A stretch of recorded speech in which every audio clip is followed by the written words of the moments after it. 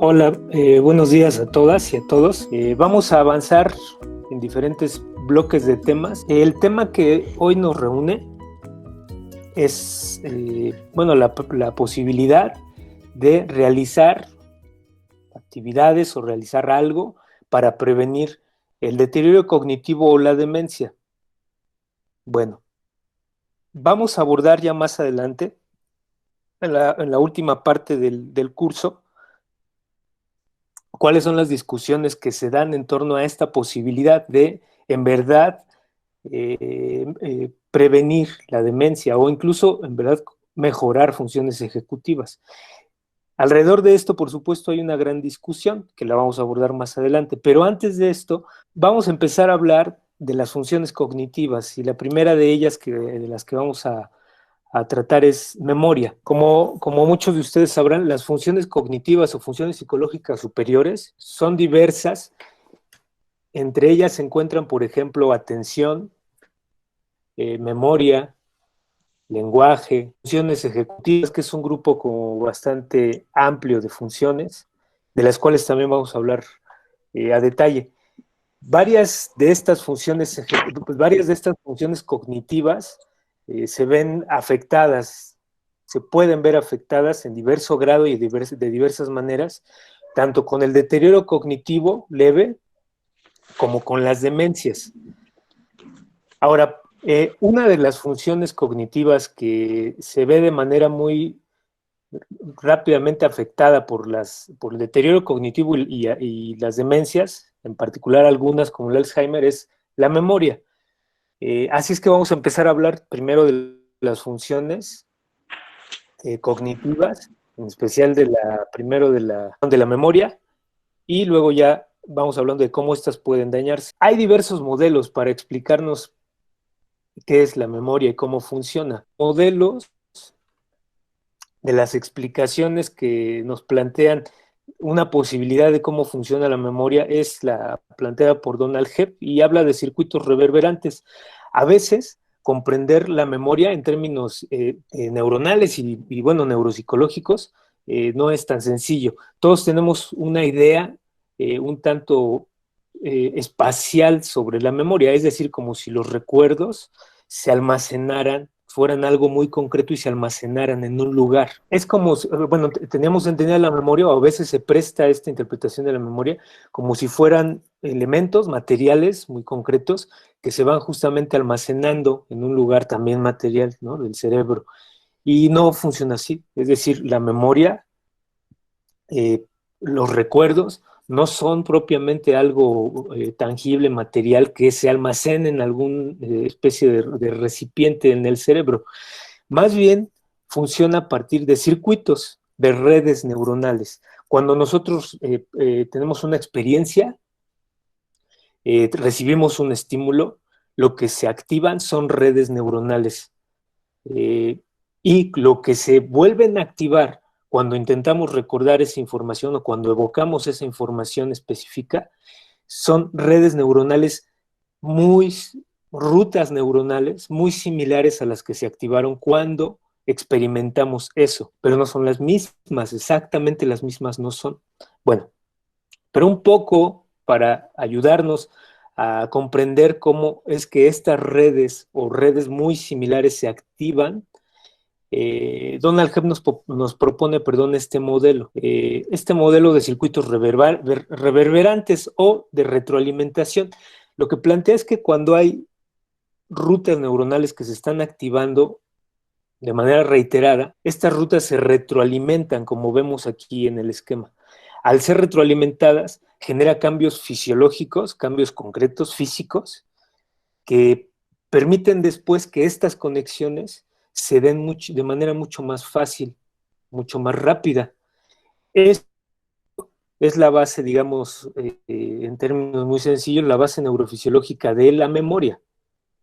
Es decir, si hay un sustrato material de la memoria, que son todas estas redes neuronales. Y entonces la memoria dependería del correcto, adecuado funcionamiento de este sustrato material para la memoria, de estas redes y de cómo están interconectadas y de la velocidad adecuada con la cual están retroalimentándose y transmitiendo información. Gracias a eso podemos, repito, almacenar, registrar, almacenar, evocar información. Ahora, solamente como algunos antecedentes, pero son muy pertinentes cuando hablamos de demencia, porque justamente con las demencias en general, aunque con algunos tipos de demencia se afecta de manera más clara, es la memoria anterógrada la que sufre daños. Ahorita lo vamos a explicar. En 1953, Scoville y Milner presentaron un caso emblemático, paradigmático, muy conocido y muy estudiado desde las neurociencias, que es el paciente HM, así se conoció clínicamente. Y bueno, para resumir un poco la historia de este paciente, Pacto empieza a sufrir una actividad, se empieza a generar una actividad neuroeléctrica anormal. Para corregir, para intervenir en esta actividad neuroeléctrica cerebral anormal, se le hace una cirugía donde se extraen eh, partes de su cerebro. Estas partes de su cerebro corresponden a lo que se le conoce como hipocampo y corteza entorrinal, que son partes del lóbulo temporal, que como sabemos se ubican a la altura, digamos, en la parte interna, a la altura de las sienes, de manera lateral. Bueno, estas partes de hipocampo y corteza entorrinal se encuentran en ese lóbulo, pero en la parte medial del cerebro, o sea, digamos que por dentro. Bien, se observó mucho con este paciente que esas estructuras se encuentran muy relacionadas con los procesos de memoria anterógrada. ¿Cuál es la memoria anterógrada? La capacidad de recordar nueva información, ¿no? La capacidad de recibir información nueva y poderla procesar para que posteriormente sea almacenada. Y, como ya lo vimos en la lámina anterior, con los circuitos reverberantes, si esta información se reitera, pueda ser consolidada y forme ya después parte de nuestra memoria a largo plazo. Bien, pero si hay un daño, en este caso fue una cirugía, una exéresis de hecho, pero también si alguna demencia o algún otro factor daña a estas estructuras, pues lo que se genera es una pérdida de la capacidad de almacenar y evocar información nueva, lo cual sucede mucho en deterioro cognitivo, en demencias y muy particularmente en la enfermedad tipo Alzheimer. Vamos a ver ahora modalidades de la memoria.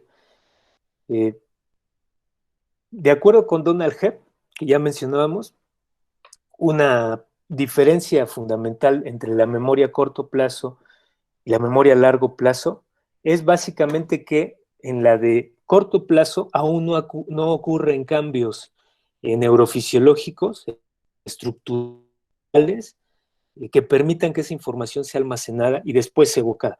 Es decir, cuando ya ocurren estos cambios, cuando ya se consolidan estas redes neuronales o circuitos eh, correspondientes a una información o a un conjunto de información, bueno, entonces esta información ya pasa a la memoria a largo plazo.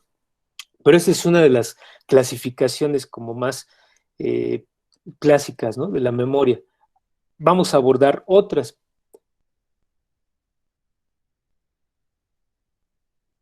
Esta es otra modalidad de memoria, la memoria de trabajo, también que puede resultar muy afectada en casos de demencia o en casos de deterioro cognitivo. ¿Cuál es la memoria de trabajo? Sé que también muchos de ustedes tienen el concepto, lo platicamos muy brevemente. Es una memoria de muy corta duración y de muy escasa capacidad de almacenamiento, es decir, procesamos poca información y durante poco tiempo. Dicho así, parecería que es una memoria de poca importancia, ¿no? Le cabe poco y además dura poco, pero no es así. Todo lo contrario, es una memoria fundamental en nuestro día a día. Recibimos información y operamos con esa información de manera inmediata, instantánea, gracias a esta modalidad de memoria. Los ejemplos más clásicos de esta modalidad de memoria es, por ejemplo, nos dan un número telefónico, lo mantenemos en la mente para operar con ese número telefónico. ¿Cómo operamos con él? Lo marcamos o lo apuntamos, ¿no? O lo repetimos y lo repetimos. Si no hacemos algo así, muy probablemente lo más seguro es que ese número se borre, porque así funciona la memoria de trabajo, ¿no? Es como un procesamiento que nos permite solo eso, operar de manera inmediata y luego desechar. En nuestro día a día,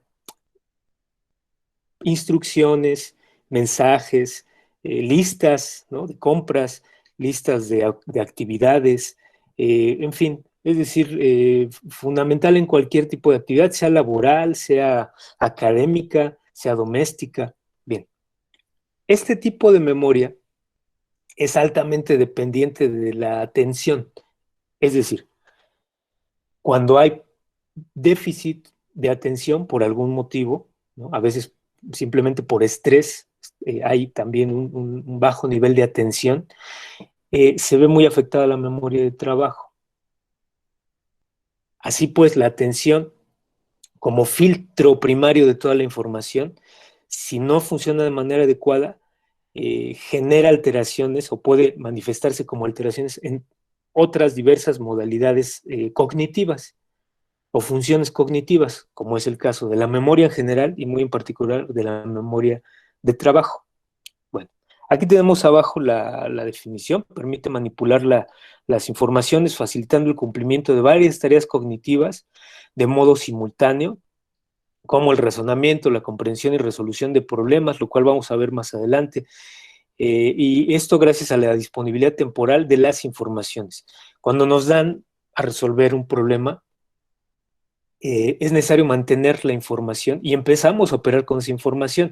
Y operaciones muy diversas, ¿no? Por ejemplo, seleccionar cuál es la información más importante del problema planteado, cuál es la relación entre los elementos de esta información, para después ya saber qué tipo de operaciones o estrategia de solución vamos a plantear, pero sin la memoria de trabajo no podría ser posible, ¿no? Ninguna estrategia de solución. Bien, les sigo platicando entonces. Hay también otras modalidades de memoria. Por ejemplo, la que tiene que ver con elementos verbales, o sea, del lenguaje, y aquella otra memoria que no tiene que ver con elementos verbales o del lenguaje. Vamos a abordar primero aquella memoria que no requiere forzosamente de elementos verbales. Eh, ¿Se les ocurre alguna de ustedes, algún tipo de memoria que no requiera, para la cual no sea indispensable la información verbal? Bien, les voy a platicar de alguna. Todos, o bueno, la mayoría de ustedes tal vez en algún momento de su vida, en algunos casos más lejano, en otros más cercano, pero aprendió a andar en bici, o a nadar, o a bailar. Y aunque probablemente para este tipo de aprendizaje recibieron algún tipo de instrucción también verbal, la mayor parte de esta instrucción se dio solo en el ámbito motor. Menciona Mayra que el olfativo, sí, también. Cuando aprendemos por ejemplo, a bailar, ¿no? O andar en bicicleta, pues el tipo de aprendizaje es de secuencias motoras, ¿no? Y de hecho, si alguno de ustedes ha dejado por algún largo periodo de andar en bici, pero en algún momento aprendió y luego quisiera en este momento retomar esa práctica, se daría cuenta que es perfectamente posible subirse a la bici y recuperar esa información. Bueno, esta información, esta memoria, a esta memoria le llamamos memoria procedimental. Este tipo de información o de memoria también puede verse afectada o mermada eh, debido a deterioro cognitivo o demencias. Vamos a abordar cuáles demencias podrían afectar de manera más importante a este tipo de memoria, que se llama memoria, le llamamos memoria procedimental. Es aquella que tiene que ver con actividades, ¿no? Prácticas, con actividades motoras. Hay estructuras cerebrales que participan de manera como más importante en este tipo de memoria, de memoria procedimental. son unas estructuras en el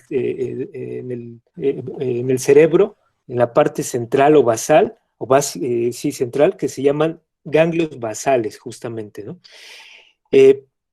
Solo como para adelantar un poquito el tipo de daños que puede haber con las demencias y que alteran incluso este tipo de memoria, seguramente habrán escuchado de la enfermedad de Parkinson, que es un tipo de demencia, y bueno, en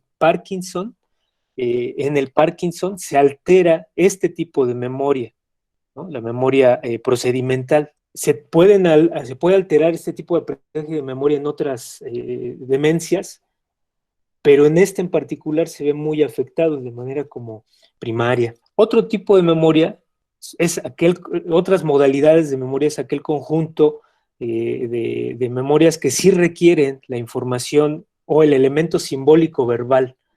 Una de estas, la memoria semántica.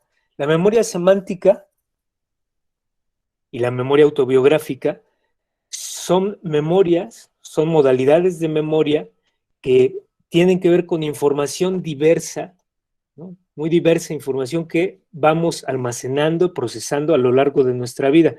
No requieren un contexto temporal ni espacial. Por ejemplo, muchos de nosotros, muchos de ustedes tal vez recuerden a qué elemento químico corresponde el símbolo C o el símbolo O de los elementos químicos. No necesariamente recuerdan o es necesario recordar cuándo lo aprendieron, ¿no? Ni quién ni dónde se lo enseñaron. Bien, ese es el tipo de memoria semántica, es una especie de gran enciclopedia cognitiva, información muy diversa, información de diversos ámbitos culturales, es la que almacenamos ahí. Y sí, el componente básico, la materia prima de este tipo de memoria es los recursos simbólicos, ¿no? El lenguaje. También para la memoria episódica. La diferencia con la memoria episódica es que esta sí requiere un componente espacial, un contexto espacial y temporal. ¿Está bien? Para recordar un episodio de nuestra vida, o un episodio cualquiera, sí requerimos ese contexto espacial y temporal. Ambas son memorias a largo plazo, es decir, es información que ya ha sido guardada en nuestro cerebro a largo plazo. Bien, en estos casos, este tipo de memoria es la que más resistencia ofrece al deterioro y a las demencias. Es decir, personas que tienen demencia o que van sufriendo un deterioro, no necesariamente se ven afectadas, por lo menos en las primeras etapas, en este tipo de demencia. Como ya decíamos, la que sí se ve más afectada es la memoria anterógrada. ¿Qué significa esto? Que las personas pueden sufrir dificultades para recordar información reciente, muy reciente, pero no necesariamente para evocar elementos de su pasado remoto. Así una persona con demencia, con Alzheimer, por ejemplo, puede no recordar lo que hizo en la mañana, pero recordar muy bien lo que sucedió en su infancia, en su juventud, recordar nombres de amigos de la primaria o de la secundaria, pero repito, no lo que sucedió hace un día, hace unas horas. Otros tipos de memoria son, por ejemplo, la memoria autobiográfica y la memoria prospectiva. Vamos a abordar estos últimos dos. La memoria autobiográfica tiene que ver también con la memoria episódica, solo la diferencia es que en la autobiográfica, una condición es que nosotros, o la persona que está recordando, haya sido protagonista directa de esos sucesos, ¿no? Y entonces lo que recuerda, pues sí, va a corresponder a lo que la persona vivió en ese contexto. En la memoria episódica, la persona puede haber sido o no protagonista de ese hecho. Bueno, no sé si vaya como quedando ahí clara la diferencia entre, por ejemplo, episódica y autobiográfica. Ustedes pueden recordar una fecha, una información que tiene que ver con una fecha, un sismo. Aunque ustedes no necesariamente hayan estado en la ciudad en la que ocurrió ese sismo. Pero si ustedes estuvieron en esa ciudad y vivieron esa experiencia, bueno, eso corresponde más a la autobiográfica. Si se dan cuenta, En toda esta información sigue siendo elementos simbólicos o de lenguaje. De aquí también que los procesos de lenguaje, los procesos simbólicos, decían algunos escritores desde la literatura y desde la poesía, la memoria está hecha o está tejida a partir de redes de palabras. En gran medida sí, es cierto. Gran parte de los recursos mnémicos o de memoria están constituidos a partir de esto, de redes simbólicas de palabras. Es decir, si se dañan cualquiera de los componentes de los subprocesadores cerebrales que participan en estos procesos, puede verse alterada la memoria. Por eso es, en parte por esto es también que las demencias o en los deterioros cognitivos, la memoria empieza a sufrir deterioros, ¿no? Empieza a sufrir daños. Me queda un tipo de memoria más que mencioné, la memoria prospectiva. Y bueno, tal vez alguno de ustedes sepa a qué hacemos referencia con memoria prospectiva y lo podría escribir ahí por el chat. Voy a explicarlo de manera como muy paradójica, va a sonar medio paradójico, es la memoria del futuro, como ya a algunos de ustedes les he compartido, ¿no? Y aunque suene muy raro, porque obviamente no recordamos nada del futuro, porque no ha sucedido, pero sí tenemos planes del futuro y los recordamos. Y esta capacidad de gestionar la información de lo que vamos a hacer, de lo que hemos planeado para futuras fechas, a esa se le conoce como memoria prospectiva. Como en todas las funciones, las diversas modalidades de memoria demandan la participación no de una parte del cerebro específica, sino de redes distribuidas en todo el cerebro.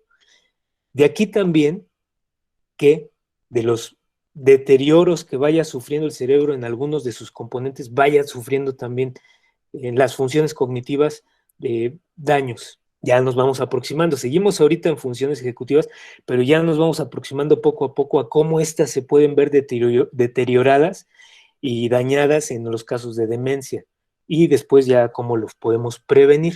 Acabamos de hablar de memoria y enseguida ahora vamos a hablar de funciones ejecutivas y de resolución de problemas. Las funciones ejecutivas, son un grupo de funciones muy importantes, como todas las funciones, pero estas son, digamos, de las más complejas porque coordinan al resto de las funciones cognitivas.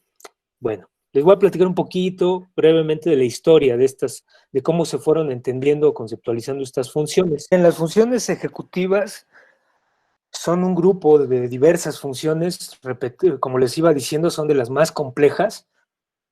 Vamos a ir abordando algunas de ellas durante el curso, pero antes voy a dar una breve reseña de cómo es que se empezaron a conceptualizar. La primera persona que habló del contenido de estas funciones, aunque no les nombró directamente funciones ejecutivas, fue Alexander Romanovich Luria. Bueno, él planteaba esto, ¿no? Estudiando los lóbulos frontales y sus funciones, habló de que la planeación, la regulación, el control de los procesos psicológicos radicaban principalmente aquí en los lóbulos frontales. Planteó que participaban de forma decisiva en la conformación de intenciones, programas, en la regulación y verificación de las formas más complejas de la conducta humana. Este es el contenido de las funciones ejecutivas, solo que él no les nombró todavía funciones ejecutivas. Sí, son funciones que se procesan de manera predominante en el lóbulo frontal, más específicamente en la parte más frontal, ahora sí que en lo más frontal del frontal, llamado prefrontal, y sus diversos segmentos o áreas, que como viene aquí en el esquema, son dorsolateral, órbito frontal, ventromedial. Pero bueno, esto es solo como para que tengan una noción de que también para su estudio están divididas, ¿no?, en diversas regiones. Seguimos más bien con lo de funciones ejecutivas. Luria fue el primer autor, como ya decíamos, que sin nombrar el término conceptualizó estas funciones ejecutivas, principalmente a partir de sus alteraciones y describiendo estos trastornos que se daban. Fue una de sus alumnas y colaboradoras, Muriel Isaac, quien acuñó el término, ¿no?, de funciones ejecutivas, o por lo menos fue la primera persona en emplear en algún texto este término de funciones ejecutivas para denominar a este conjunto de funciones. Y vamos a ver cómo es que se han ido entendiendo. Capacidades mentales esenciales para llevar a cabo una conducta eficaz, creativa y aceptada socialmente. Esto también es importante. Otros aportes complementarios, no necesariamente contrapuestos, Solberg, nos permiten la anticipación, elección de objetivos, planificación, selección de la conducta, autorregulación, automonitorización. Como se van dando cuenta, son un conjunto de funciones complejas, son metaprocesos cognitivos, es decir, a partir de estas funciones procesamos, coordinamos otros diversos procesos cognitivos como la misma memoria, la atención, la percepción, etcétera, ¿no? Es decir, es como si el cerebro empleara ya todas estas otras funciones, pero ya con objetivos específicos, ¿no?, con planes, con motivaciones específicas, y además va regulando su propia actividad. Es un conjunto de funciones peculiar por muchas razones. Entre ellas es que somos obviamente poco conscientes de la gran importancia que tienen en nuestra vida. Las obviamos, ¿no? Las damos por obvias. Pero cuando se ven mínimamente afectadas, causan una gran alteración en la personalidad y en cómo realiza la persona sus actividades. Un caso emblemático que muchos de ustedes recordarán es el de esta persona que sufrió un daño en un accidente, un trabajador ferroviario que sufrió un accidente en el cual una barra de metal le atravesó el lóbulo frontal. ¿Recuerdan este caso? Bueno, Phineas Gage, ¿no? Y como recordarán también, y como sucede en muchos casos de daño o deterioro en las funciones del lóbulo frontal, parecía que no había sufrido daño en otras funciones, en sus funciones cognitivas.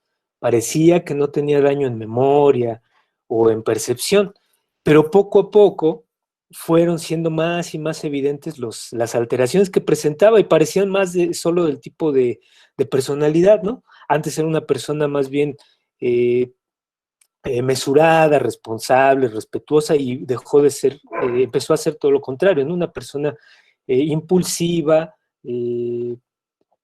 poco responsable de sus actividades, es decir, esta capacidad de regular nuestra propia conducta, planificarla, pues involucra, se realiza mediante la coordinación del resto de funciones. Así pues, las otras funciones cognitivas podrían estar intactas, indemnes, de no sufrir daño, pero si se ven alteradas estas otras, empieza a haber como estas alteraciones mucho más evidentes. Bueno, Goldberg es otro de los alumnos colaboradores de Alexander Romanovich Luria.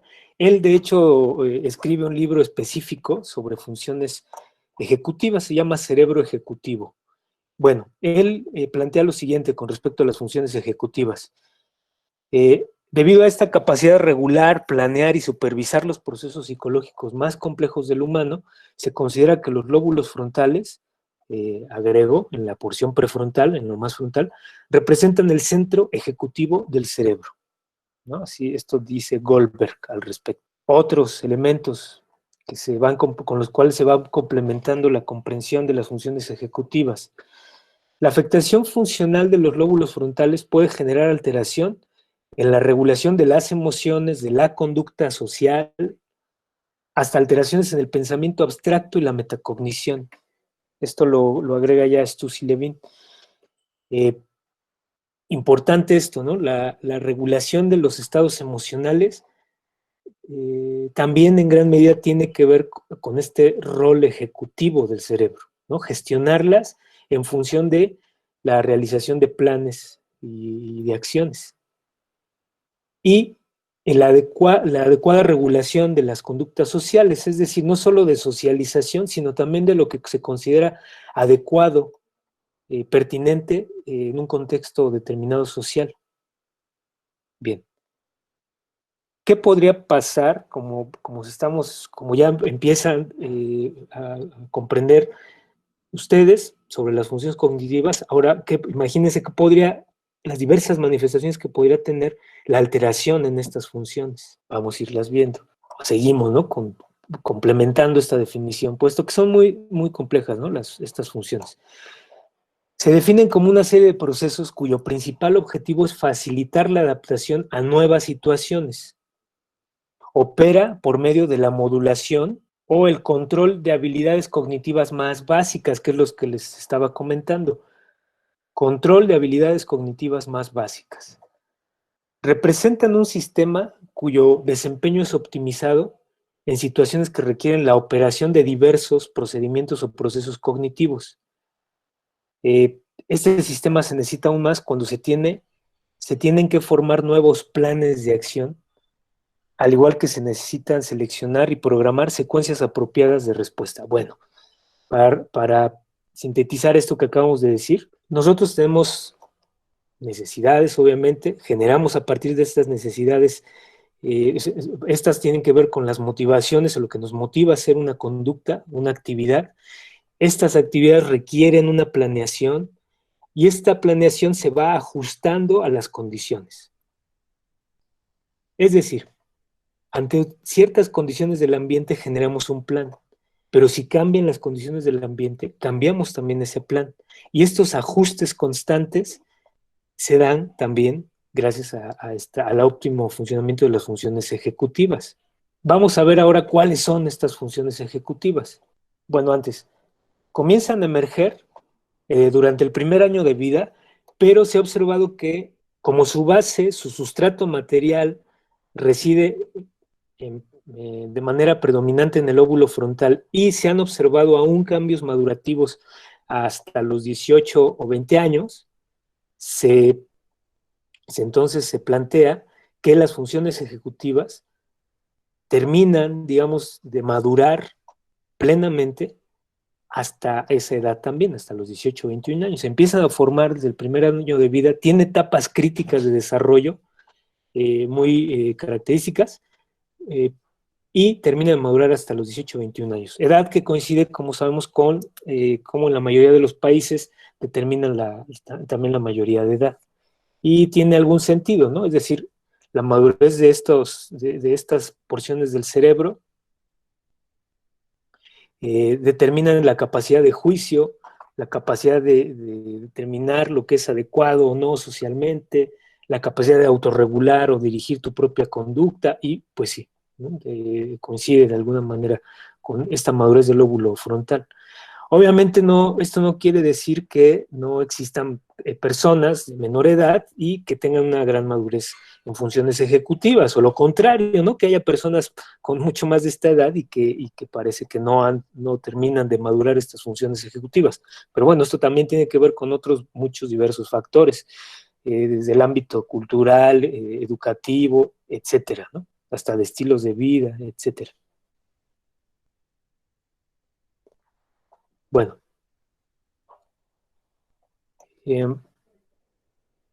vamos ahora ya a abordar cuáles son algunas de estas funciones ejecutivas.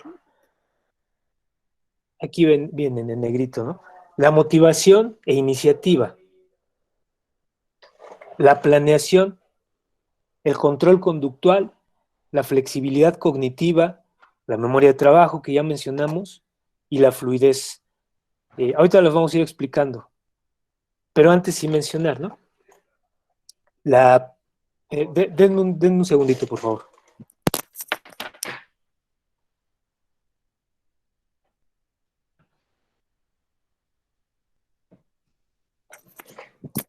Listo.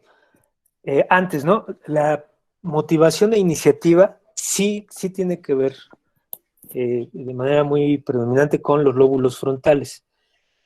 De hecho, se ha observado en pacientes que sufren daño en ciertas regiones, sobre todo mediobasales, es decir, en la parte central, medial de los lóbulos frontales, que pueden perder la capacidad de iniciativa, de sentir motivación por las actividades de manera tan grave, puede ocurrir esto de manera tan grave que la persona puede quedar en estado de inanición, es decir, sin la menor capacidad de intención y motivación por hacer absolutamente nada. Es fundamental la participación de estas estructuras y el óptimo funcionamiento. Ya que tenemos, bueno, partimos ya de esta capacidad de motivación, es decir, que hay elementos que nos motivan a hacer actividades, a hacer cosas, y que tenemos la iniciativa de hacerlas, bueno, lo que viene es planear esa actividad. Esta es otra de las funciones ejecutivas que obviamos.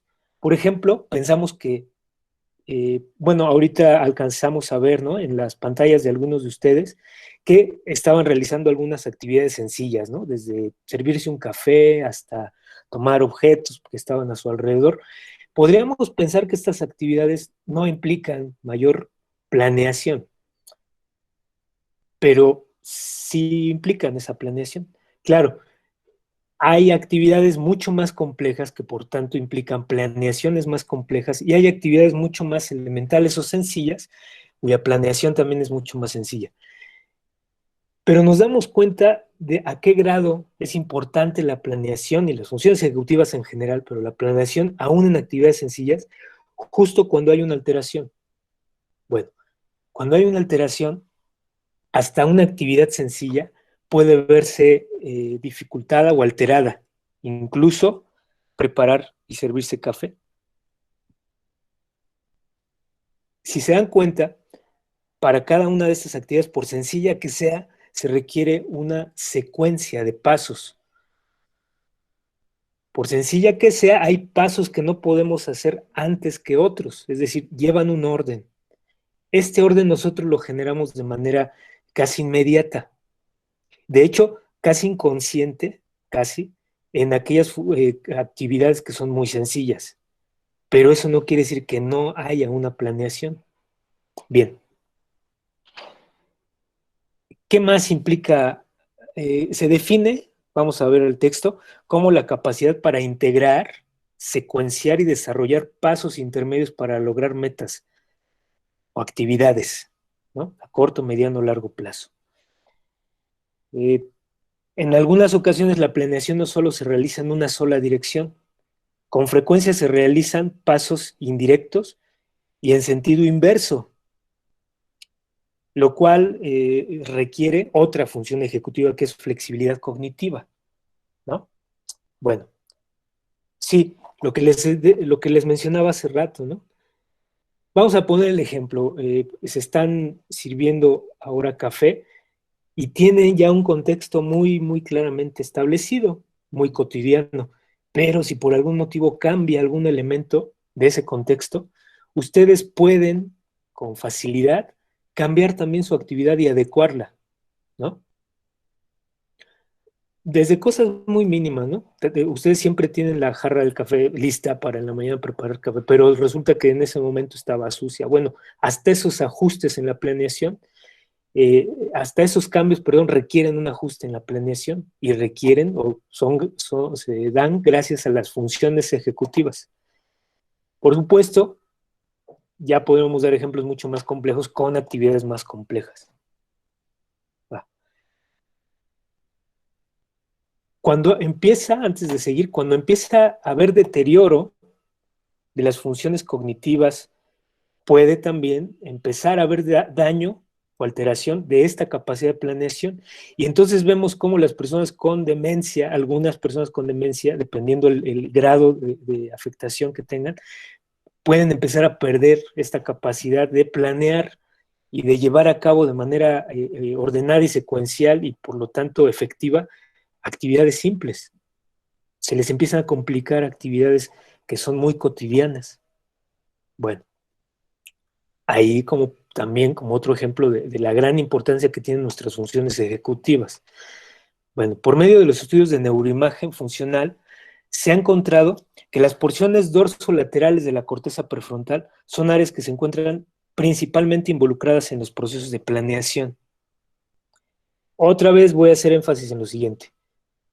Una cosa es saber esto, es decir, saber que hay regiones más involucradas, en mayor medida involucradas en ciertas funciones, pero esto no nos habla de un localizacionismo, ¿eh? O sea, no crean que esa función radica en esa porción específica, no. Las funciones se integran por la participación coordinada de diversas regiones del cerebro. Bueno, también estas, las funciones ejecutivas, sí requieren mayor participación de ciertas áreas, pero no son exclusivas. Va, seguimos. Por favor, vuelvo a recordarles, si hubiera, como estoy en esta modalidad de compartir pantalla, no tengo a la vista sus comentarios. Si hubiera alguno de pregunta, por favor les pido que lo pudieran hacer, ¿no? También por el micrófono, o si me pudiera ayudar alguno de ustedes, Fer, a comentarme, ¿no? Si hubiera algún aporte o pregunta. Pero bueno, seguimos. Si hasta aquí no hay algo, disculpen ahí el ruido, el cántico de fondo sobre la basura, pero bueno, son cosas que ocurren en la ciudad. ¿Alguien tuviera algún comentario o pregunta hasta aquí? No. Bueno, seguimos.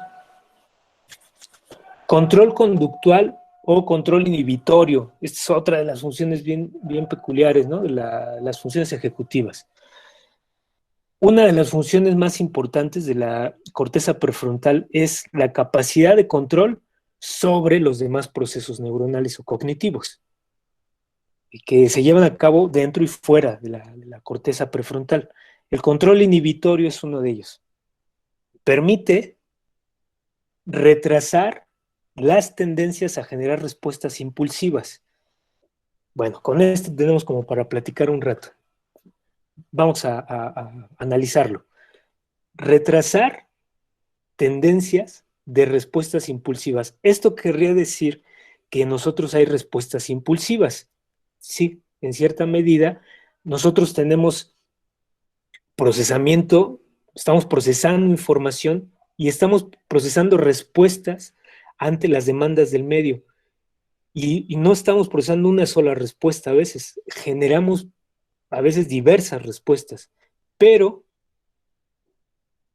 o generamos diversas posibilidades de respuestas, pero manifestamos, expresamos alguna opción, la que consideramos más adecuada. De hecho, a veces, otra vez, como la mayoría de las funciones ejecutivas, no somos tan conscientes de esta capacidad. Pareciera ser que ni siquiera inhibimos respuestas cuando generamos una, pero en la mayoría de los casos sí. Es decir, al generar una respuesta determinada, en realidad hemos tal vez ya inhibido varias que no eran adecuadas. Y este juicio de cuáles son adecuadas y cuáles no, lo hacemos de manera muy rápida, gracias a esta capacidad de control inhibitorio. Gracias a ello, generamos respuestas adecuadas, ¿no? a cada demanda. Bien. ¿Cómo se manifestaría un déficit en esta capacidad de control inhibitorio? Pues justamente si no existe este filtro, si no existe esta capacidad de inhibir respuestas, entonces no hay filtro y las respuestas se empiezan a generar de manera impulsiva. ¿Sí? Bueno, esto lo podemos observar, obviamente no solo en demencia, llega a ocurrir también en demencia, pero también en personas que tienen un déficit, por ejemplo, atencional y de impulsividad o de hiperactividad. En algunos de estos casos es muy evidente la incapacidad o la gran dificultad que hay para inhibir conductas. ¿Cómo se manifiestan? Bueno, ante una tarea, antes de que terminen de comprender en qué consiste, antes de que se le den las instrucciones, por ejemplo, ya la persona está generando de manera muy impulsiva respuestas, soluciones, y muchas de estas pueden ser incorrectas, ¿no? O inadecuadas.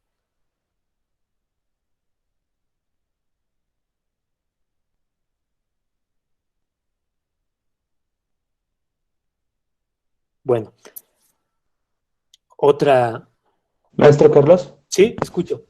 yo tengo una duda, soy Eduardo Montoya, buen día a todos. ¿Cómo podría esto conjugarlo con los actos fallidos con la impulsibilidad. Ah, ya. Sí, fíjate que esta relación se ha planteado ya en algunos otros momentos cuando lo analizamos, pero me parece que corresponde más bien a naturalezas diferentes. Ok, Aunque claro, podría parecer, de entrada podrían manifestarse de la misma manera. Hay un constructo teórico, ¿no? Para explicarnos el acto fallido, ¿no? Que sí, corresponde más pues propiamente al psicoanálisis. Y ahí repito, ¿no? Un constructo teórico para explicarnos claro. y hay un trasfondo diferente a este tipo de fenómenos, de situaciones. Acá sí hablamos de actos fallidos, podrían calificarse en efecto como actos fallidos, pero corresponden no a factores de otro tipo, de tipo inconsciente o de la psicodinámica, sino a esta dificultad de las estructuras que impiden la manifestación inmediata de un impulso, ¿ya? Ok, perfecto. Es de naturaleza, por eso decía diferente. Tanto en una persona, iba a decir un niño, pero bueno, no, una persona, porque pueden también padecerlo, por supuesto, adultos, una persona con TDA, hasta también una persona que por algún motivo, por un accidente cerebrovascular o un traumatismo o por demencia, sufre daño en su lóbulo frontal y tiene dificultades para inhibir respuestas, ¿no? Lo vemos también con patologías como el síndrome de Tourette, ¿no? Que tal vez algunos de ustedes Ok, conozcan y se manifiesta así también, ¿no? Por una incapacidad para inhibir movimientos o conductas. Bien, bueno, espero gracias. haya... No, sí, a ti. Ah, perdón, este no lo hemos visto. Flexibilidad cognitiva, otra de las funciones muy importantes, pues todas, ¿no? Las funciones cognitivas en general y las ejecutivas. Voy a leer el párrafo y ahorita lo analizamos y lo platicamos. Capacidad para cambiar un esquema de acción o pensamiento en relación a que la evaluación de sus resultados indica que esta no es eficiente o a los cambios en las condiciones del medio o de las condiciones en que se realiza una tarea específica. Es decir, requiere de la capacidad para inhibir este patrón de respuesta y poder cambiar de estrategia. Repito, esto último, de hecho, me quedo en esta página porque podemos sintetizarlo así, inhibir una opción de respuesta y poder cambiar de estrategia. Aquí está lo central de la función ejecutiva denominada flexibilidad cognitiva o flexibilidad mental, en algunos otros textos aparece. Ven, implica la generación y selección de nuevas estrategias de trabajo o de actividad dentro de las múltiples opciones que existen para desarrollar una tarea. Permítanme un segundo, por favor.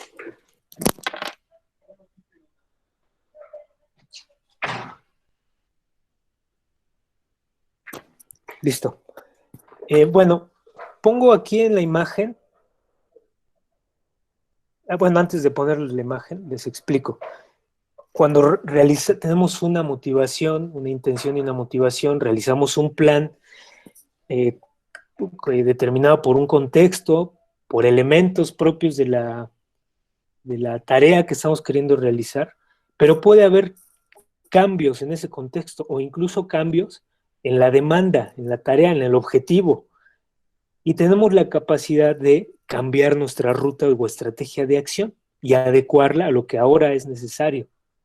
Lo hacemos otra vez, lo hacemos a diario, con diversas actividades.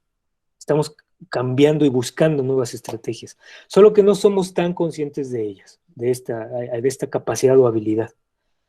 Se pone mucho más en evidencia justo cuando se empiezan a deteriorar, y ahí nos damos cuenta, ¿no? De la gran importancia que tiene.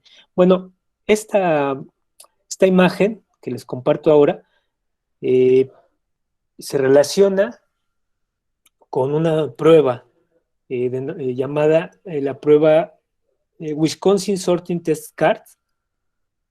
Eh, es una prueba que sirve para poner en evidencia la flexibilidad cognitiva. Ahorita explico en qué consiste.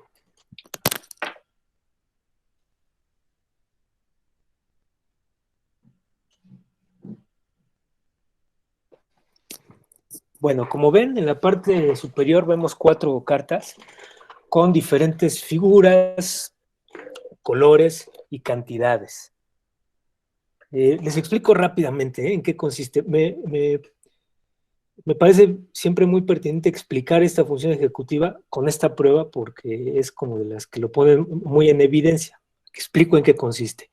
Se le ponen esas 4 cartas y se le dan un mazo de cartas a la persona, a la persona que se va a evaluar, con diferentes figuras, cantidades de figuras y colores, de manera aleatoria.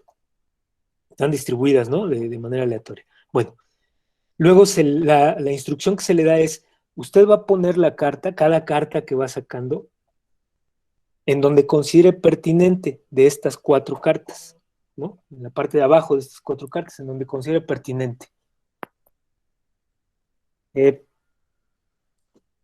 Podrían seleccionar entonces, o por color, o por cantidad, o por figura. El evaluador en su protocolo le indica al protocolo que la persona va a juntar primero 10 aciertos por color, y en ese momento se cambia. Ya no van a calificar por color, ahora por figura. Lo único que le van a decir a la persona, y eso es lo que se le indica, es, bueno, va a colocar usted la carta en donde considere pertinente, y yo lo único que le voy a decir es incorrecto en los casos en que sea incorrecto. Bueno, entonces imaginemos que la persona selecciona, hagan de cuenta, aquí esta cartita es una cruz roja y la coloca en donde están las cruces, ahí le diremos incorrecto. Pero luego saca un triángulo, un cuadrado verde y lo coloca en donde están las estrellas verdes. Y ahí guardamos silencio, lo cual querrá decir que es correcto. La persona sigue, ya que percibió que la opción correcta es agruparlas por color, sigue depositando cartas en color. Pero cuando junta 10 aciertos, hay un cambio de categoría y lo único que decimos es incorrecto. ¿Qué harían cualquiera de ustedes? Pues bueno, buscar otra categoría, ¿no? Si ya se dieron cuenta que ahora ya es incorrecto el color, buscan un cambio de categoría. Gracias esto a nuestra capacidad de flexibilidad cognitiva. Pero cuando esta capacidad se ve mermada, lo que sucede es que las personas pueden seguir depositando en una gran mayoría cartas incorrectas. Es decir, no pueden ajustarse. Les es muy difícil o imposible hacer este cambio de estrategia, de solución. ¿Sí? ¿En qué tipo de demencia se observa mucho? Es muy evidente este déficit en Parkinson. Las personas que padecen Parkinson, al ser evaluadas con un cierto nivel ya, un grado de afectación de Parkinson, empiezan a perder de manera muy notoria la capacidad de flexibilidad cognitiva. Entonces son personas que al estarlas evaluando con esta prueba pueden aventar todas las cartas de su mazo con, o bueno, la gran mayoría con incorrecto. Bien, seguimos con otra función. La memoria de trabajo ya la comentamos, ¿no? Es también parte es una modalidad de memoria, pero también es una modalidad de función ejecutiva. Bueno, hago una pequeña pausa antes de seguir. ¿Hasta aquí alguien tuviera alguna duda premiante que quisiera que resolvamos antes de continuar? ¿Algo que les haya llamado la atención?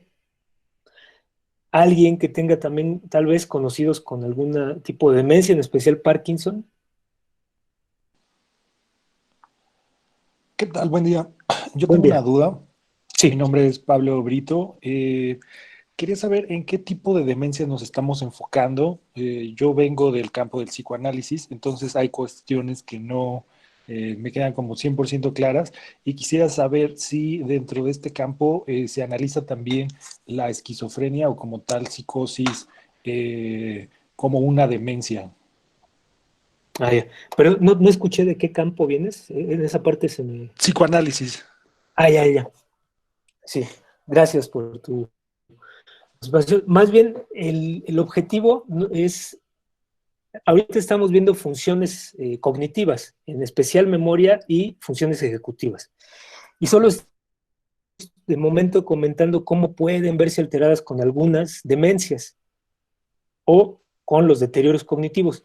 Lo que vamos a hacer más adelante es justamente ya abordar qué es la demencia y qué son los deterioros cognitivos y posteriormente cuáles son las posibles estrategias para prevenir el deterioro cognitivo más específicamente, no tanto no la demencia.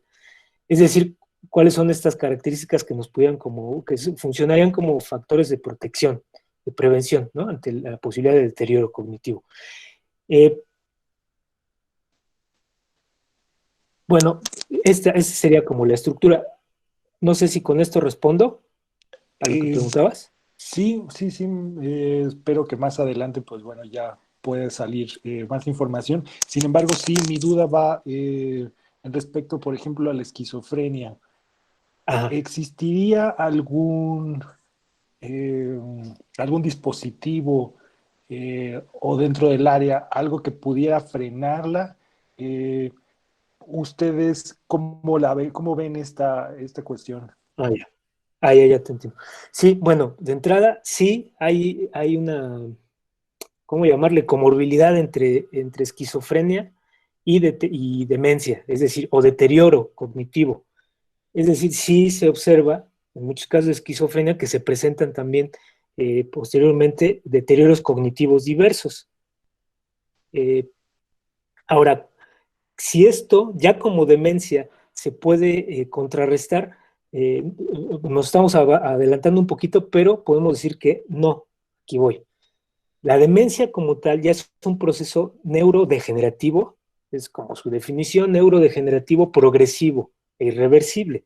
Es decir, ya ante la presencia de una demencia, no hay como posibilidades de eh, contrarrestar la progresión de esta. Lo que sí se puede hacer, y es lo único que estaría como en manos de la persona, obviamente, en primera instancia y de los terapeutas o de los especialistas, es proporcionar elementos que ralenticen en la mayor medida de lo posible este proceso de deterioro, con diversos factores que ahorita los vamos a abordar, desde medicamentosos hasta físicos, ejercicio físico y prácticas o ejercicios cognitivos. Esto se puede hacer.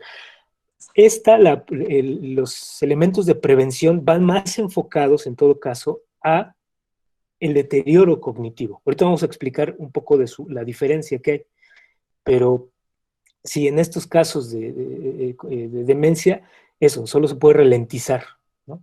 Y eso de manera relativa, la progresión. Muchas investigaciones al respecto muestran evidencia de que sí hay con condiciones particulares, ¿no? Del paciente o de la persona.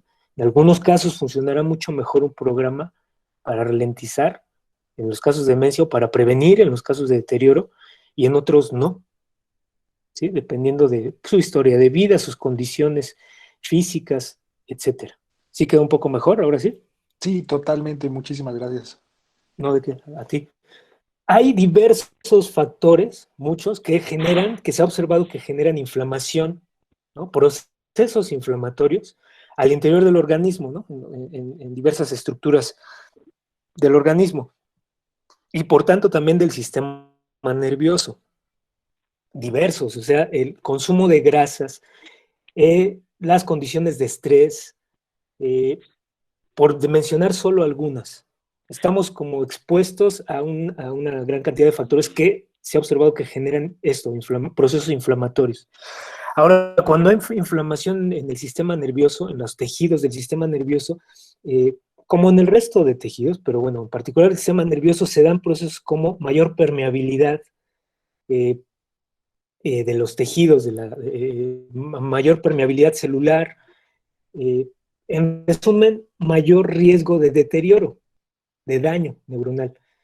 Por lo tanto, cada vez más las investigaciones nos llevan a asociar estos procesos asociados con la inflamación, con los procesos inflamatorios, a su vez también asociarlos con los procesos de deterioro cognitivo y demencia.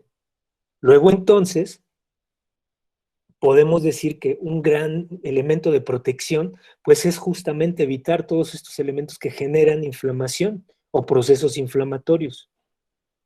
Claro, esto tiene que ver con cambio de hábitos, desde alimentación hasta cambio de hábitos de estilos de vida, ¿no? Porque como decíamos, tiene que ver mucho con estrés. Así es que esto lo vamos a ir también comentando, ¿no? En la siguiente parte. A pesar de que ya no ni siquiera recuerde el evento o el estímulo que generó este estado emocional, esto incrementa aún más, digamos, se vuelve un círculo vicioso porque la depresión lleva también a una disminución en la capacidad o en la iniciativa o motivación para realizar actividades, y esto va agudizando, va acelerando incluso el proceso neurodegenerativo. Entonces es fundamental, ¿no?, tratar desde la prevención y también en el tratamiento en los factores emocionales. Más adelantito también lo vamos a abordar. Lo emocional y lo social, que van muy de la mano. Pero sí, muy buena, muy pertinente también este apunte. Y ahorita lo abordamos, ¿eh? Nada más terminamos de ver funciones, hacemos un breve receso y lo que sigue ya sería directamente qué es el deterioro cognitivo, qué son las demencias, y le entramos ahora sí a todos estos factores de prevención. Miren, un poco, perdón, me detengo, termino de ver las funciones ejecutivas y les comento ya, ahondo un poquito sobre la importancia de ver estos factores de prevención y protección. Bueno, la memoria de trabajo, creo que ya quedó clara, pero ya lo habíamos mencionado en modalidades de memoria, pero solamente de manera de síntesis.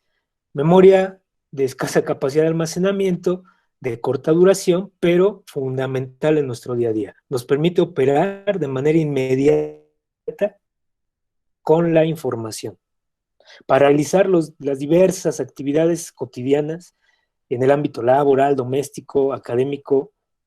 Vamos ahora con otra función que es fluidez. La velocidad y precisión. Vamos primero a leer como la definición y ahorita abordamos, lo analizamos. Fluidez. La velocidad y precisión en la búsqueda y actualización de la información, así como en la producción de elementos específicos en un tiempo eficiente, esto es importante, es un importante atributo de la corteza prefrontal y se relaciona con la función ejecutiva. De productividad nos referimos a generar respuestas adecuadas en un tiempo adecuado. Bueno, fluidez en el lenguaje.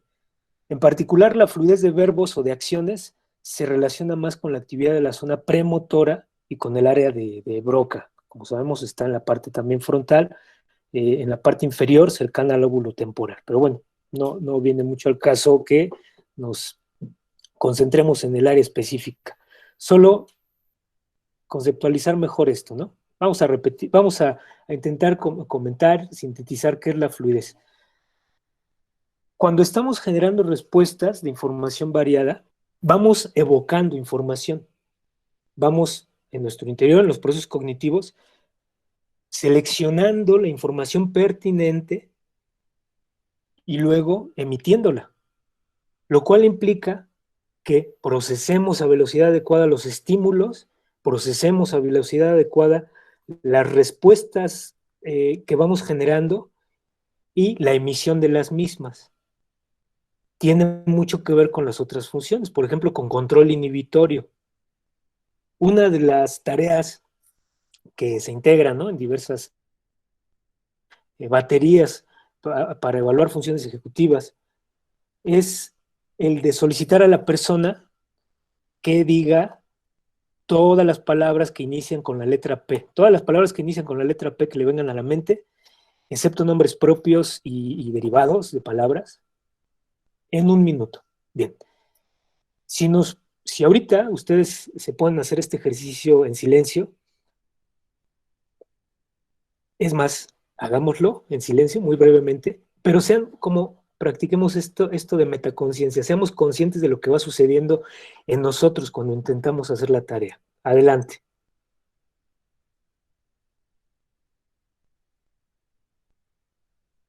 Bien, sé que fue un tiempo muy breve, pero tal vez a muchos les funcionó sin ningún problema, ¿no?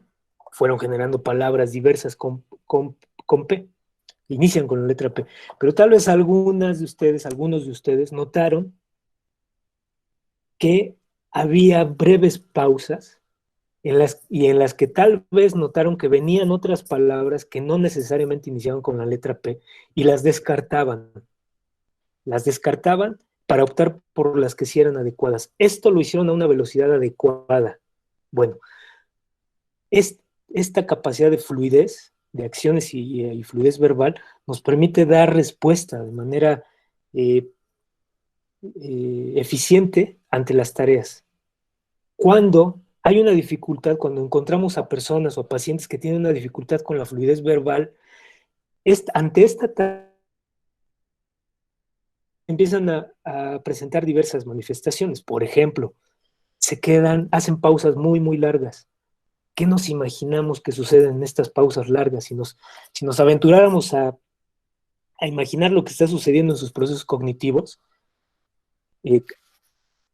sucedería que la persona está generando otras palabras diversas que no necesariamente son adecuadas, pero inhibirlas y seleccionar la adecuada les lleva más tiempo y les genera un esfuerzo que se manifiesta con una pausa muy larga. Incluso algunas personas lo manifiestan gestualmente, ¿no? Con un esfuerzo, es decir, entrecejo apretado, etcétera, porque les está costando trabajo inhibir y encontrar palabras.